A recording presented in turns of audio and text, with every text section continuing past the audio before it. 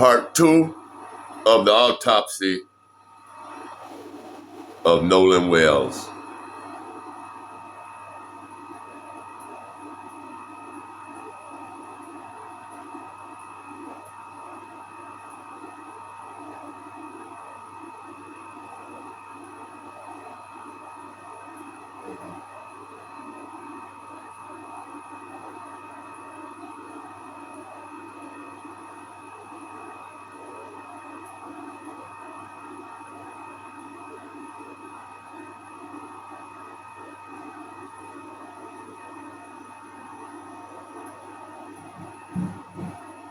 An autopsy will be provided for the media and press at bencrump.com.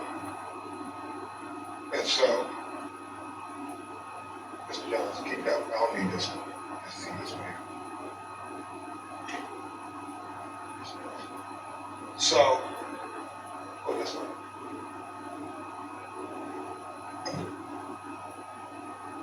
So, Dr. Roger Mitchell, board certified forensic pathologist, performed a preliminary report on the death of Nolan Xavier Wells. He conducted and presented this report on July 19, 2026. Preliminary report, second autopsy, death of Nolan Xavier Wells.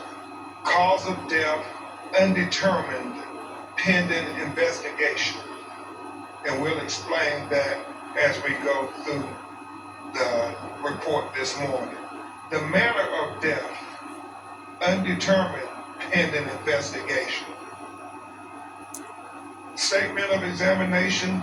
This forensic pathologist was retained to perform a second autopsy examination on the body of Nolan Xavier Wells. Name of decedent, Nolan Xavier Wells. Age, 18 years old. Race, black. Gender, male. Date of death, unknown. Second autopsy date was performed on July 10th, 2026. Preliminary findings. And this is significant. Focal area of red discoloration in the soft tissue of the back of the head, the occipital region. He said the etiology is unknown at this time. He said the body was received after the initial autopsy. He said the body had marked decompensation. He said coronal incision of the scalp, brain removal, Y-shaped incision of the anterior torso, and he talked about the organs being removed as is common, accompanied in the body cavity. And that when you have an autopsy, the organs are removed from the body and they're dissected and examined. And then they're put back in a bag within inside the body. So when they're buried, their remains will all be with them. But in this occasion, if there's going to be a second autopsy, then the organs are put in the body cavity so the second pathologist could be able to examine the organs as well. Very significant for Dr. Mitchell was that the anterior inner neck structures were absent, not received with the body. And we'll explain that in just a minute. And then it talks about the additional procedures performed during the second autopsy. And we'll go into the paragraphs on that there because he explains it better in his narrative. So where's the first page of the discussion? Not the diagram yet. Diagram over there.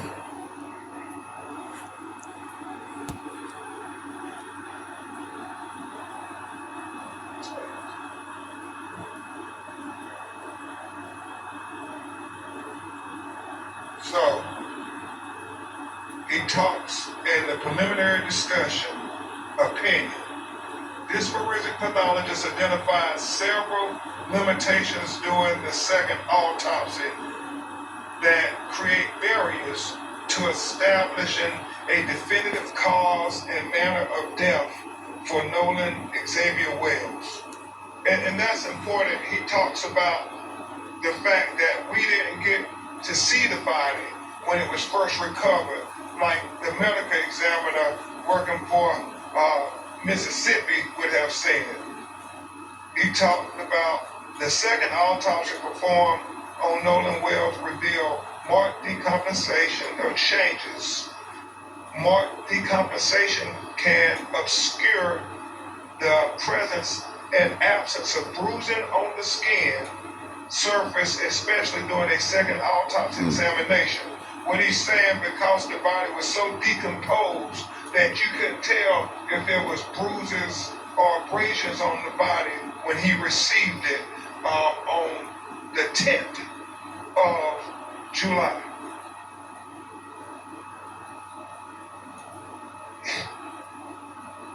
For these reasons, additional dissection procedures not performed during the first autopsy examination were performed to rule out potential blunt force injuries responsible for the death. These procedures included facial dissection, posterior head and neck dissection, dissection of the ribs, the pelvic, dissection of the subcutaneous and deep soft tissue, dissection of the back, the buttocks, the arms, and legs. He did all of this to rule out things. He ruled out there were no fractures or deep tissue injuries identified. This was very important because he wanted to be very thorough and very transparent, because transparency is the key to getting to the answers of why Nolan Wells is not with us. So he did that there and was very straightforward, very open, very open. He says, however, dissection of the back of the head during the layered posterior neck dissection revealed a 12 by 8 inch focal area of red discoloration in the deep soft tissues overlaying the occipital bone. And he talked about how he found red discoloration when he cut open into the back of his head towards the occipital bone, and he saw the red discoloration, and we actually saw the pictures of it. It's significant. You can't help but notice, why is this dark red here in the back of his head? And so he was important to note that in his report.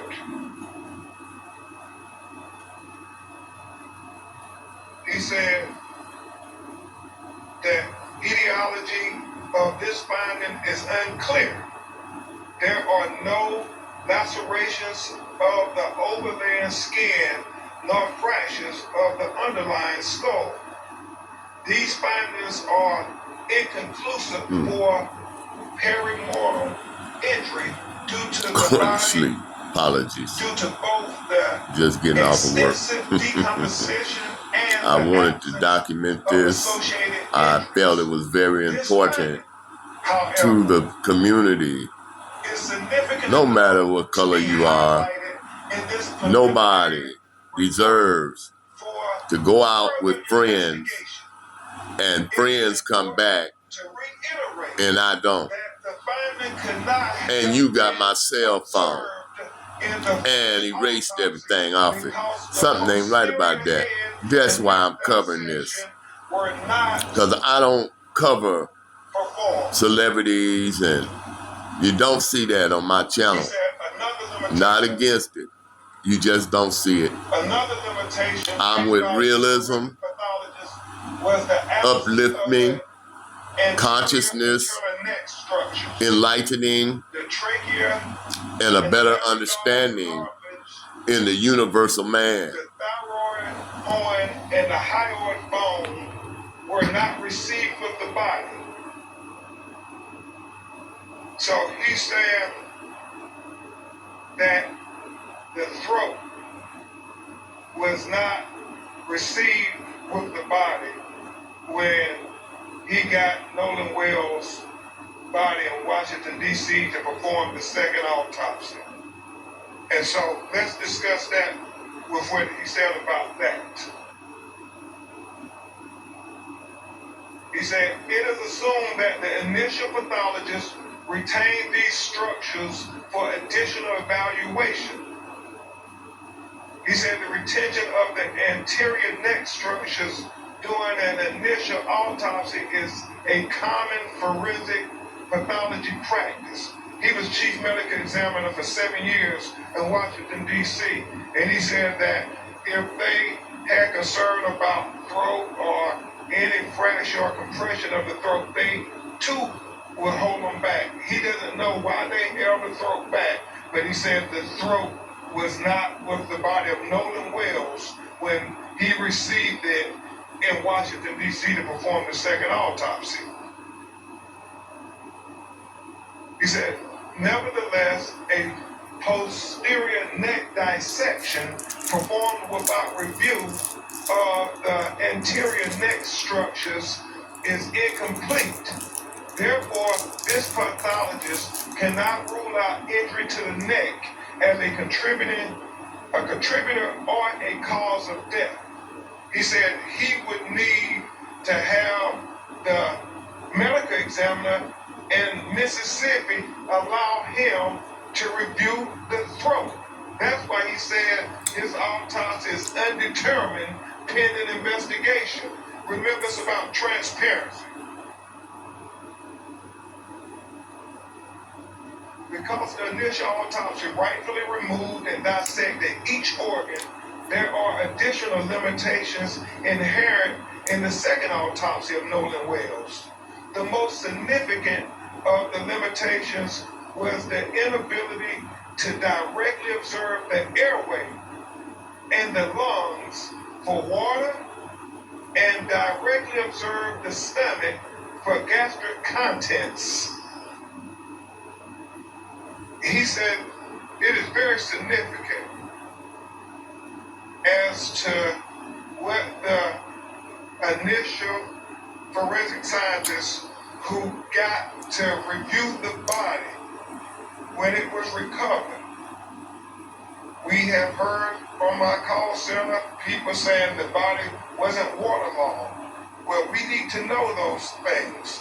But unfortunately, because the body was decomposed and the organs have already been dissected, those are things we can only get from the initial autopsy.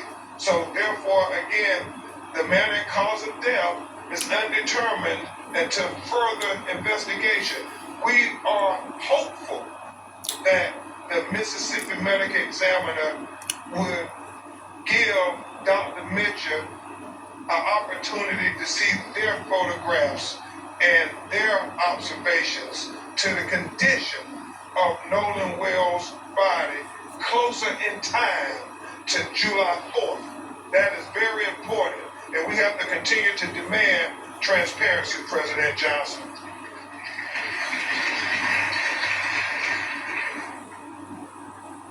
In addition, the original toxicology results have not been received at the time of this report.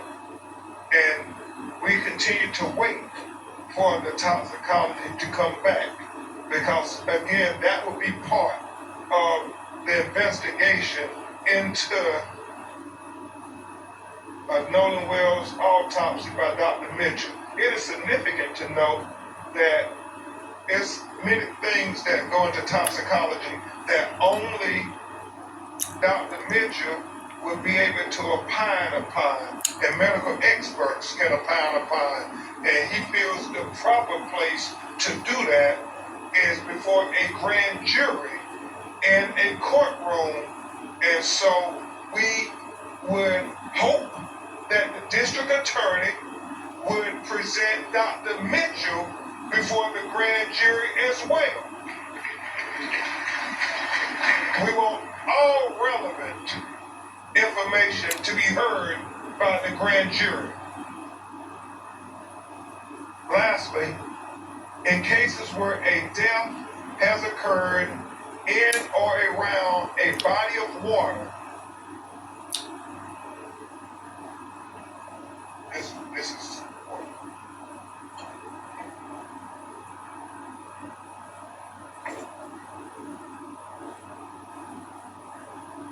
Lastly, in cases where a death has occurred in or around a body of water with suspicion of drowning, it is important to confirm how that person entered the water.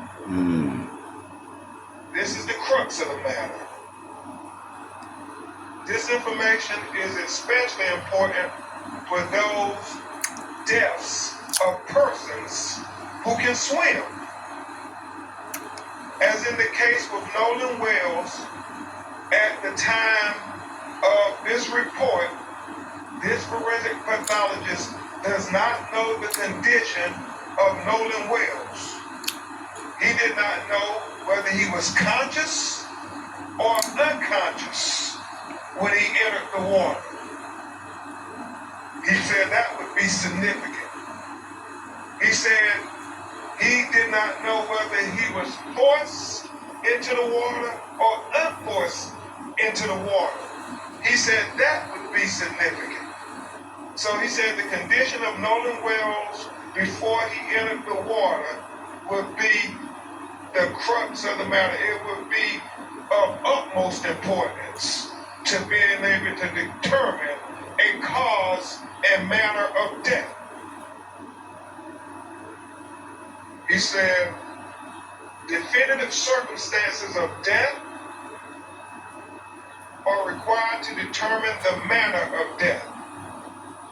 For these reasons, this pathologist cannot rule out. Let me really call your attention to this. For these reasons, this pathologist cannot rule out any intervening non-accidental factors contributed to or caused the death